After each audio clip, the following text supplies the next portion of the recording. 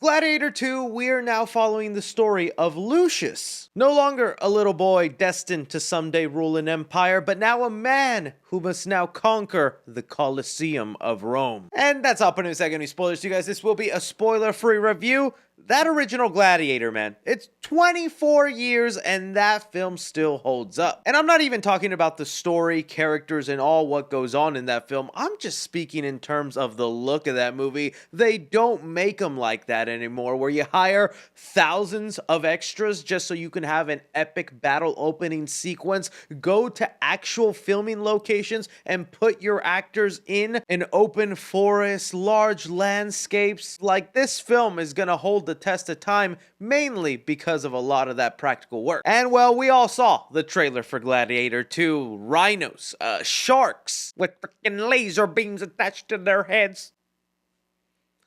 I've always wanted to say that, but there's no laser beams attached to their heads. Oh, but the thing that pissed off the people the most, a Jay-Z song in the trailer? Honestly, if you want a good laugh, just go through the comments section of that first trailer, and it's just a bunch of people complaining about that Jay-Z song. I was thinking to myself, yeah, they kind of overdid it. I understand wanting to take advantage of the modern technology we have today to kind of enhance your movie, but it feels now that you have completely alienated a lot of the things that people enjoyed about that previous Gladiator. But still, looking at that pack cast had me very interested, so I went in hoping I'll have a good time, and you know what? I'm not going to be as harsh on this movie as I've seen a lot of people. I had a pretty dang good time. Is this movie to the level of iconic classic status to the original Gladiator? No. But do I think it's still a solid, entertaining sequel that is nicely paired with the first movie? Yeah, I'll get on some of the good and the bad, but first off, my biggest fear with this movie is that it was just gonna retread a little too much of the first Gladiator, and well, for the first 30 minutes, it really does beat for beat the formula of the first Gladiator movie. Like, it starts with a big epic battle, we get a tragic backstory to our main character, they start off in a smaller Colosseum, eventually going to a bigger one and fighting goons and setting up rivalries with the Emperor and all this other stuff. I was like, man, they really just copy and pasted that first Gladiator.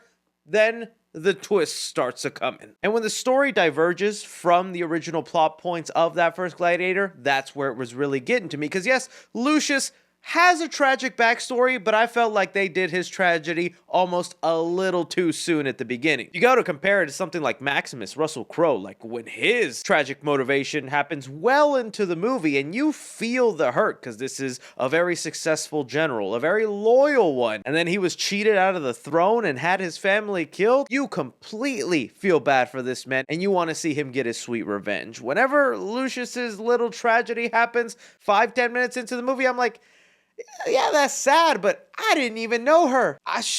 People lose their loved ones all the time, even more so if you're going into battle with them. I feel like this was expected, buddy. But thankfully, that actually wasn't his real tragic backstory. There's more to it than that. And when that gets unfolded, and then there's this conflicting rivalry of where Lucius wants to get his revenge from and who he's targeting, I like some of that complicatedness in the movie. Getting me to like Pedro Pascal's character, because one could argue he is actually the Maximus of this movie. There's a lot about him that is very much reflective to what Russell Crowe went through, but it was really the dynamic he had with Paul Mescal's character and the rivalry they would go through. I thought this was going to be a very predictable, easy thing, especially based off the trailers and the way they were painting it, but there was a bigger gray area to their relationship, and I really liked that part of it. But probably my favorite character of this movie, Denzel Washington. He's just one of those actors that anytime you get to see a new performance out of him, especially one where he's having a lot of fun, and this is a fun role for him, it is a treat to see. But again, there is so much more to his backstory, because he kind of starts off a little bit like the Proximo character from the first movie. And again, that's where I was like, dude, they're really just taking so many things from that first film and just redoing it. But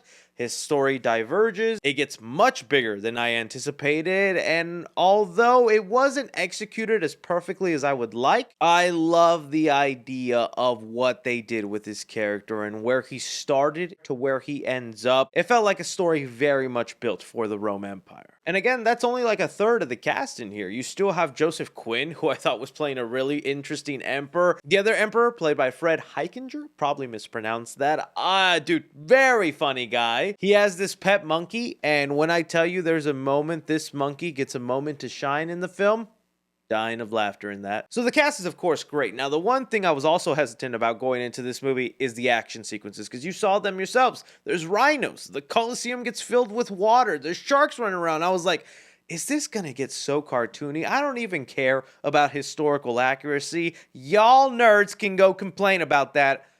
I just want to know if this is going to even make sense. But in my personal opinion, the way they handled the rhino scenes and the shark and water scenes, it didn't feel as cartoony or as exaggerated as I thought. It all kind of played out pretty grounded, as grounded can be. And I like that. To me, it didn't get super fixated on the spectacle of, ooh, we got rhinos now, we got sharks and waters. I will mention, although I thought for the most part it looked fine, there is one bamboo or weird monkey fights in the very beginning of the movie.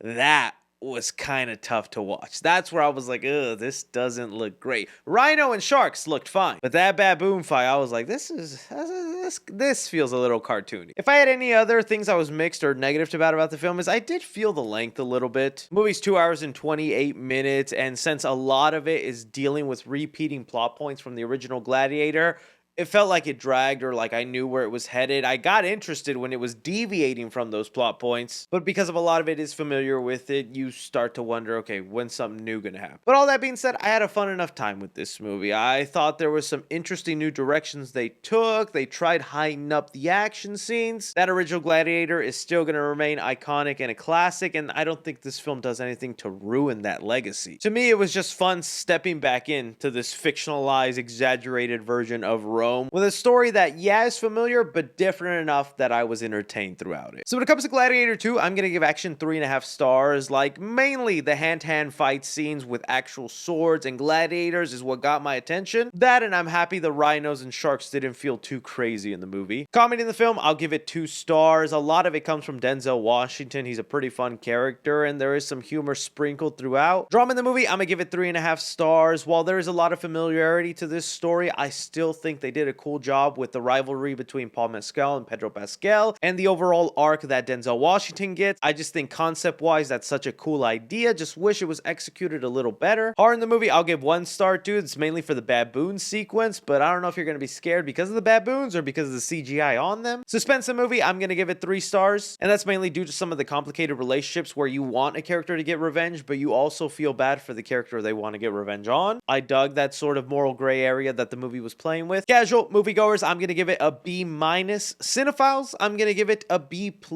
And critically, I'm going to give it a B-.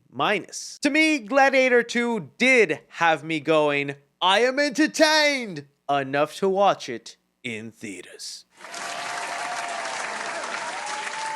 But I'm going to be very curious to hear from you guys. I've already seen from people who really grew up with Gladiator, and this was like one of their favorite movies of all time, where this sequel just did not live up to the hype for them, and it was a major disappointment. I've always liked the movie, but I never had that giant attachment to it, so I had fun with this sequel. I'm more sad this helmet just doesn't fit me.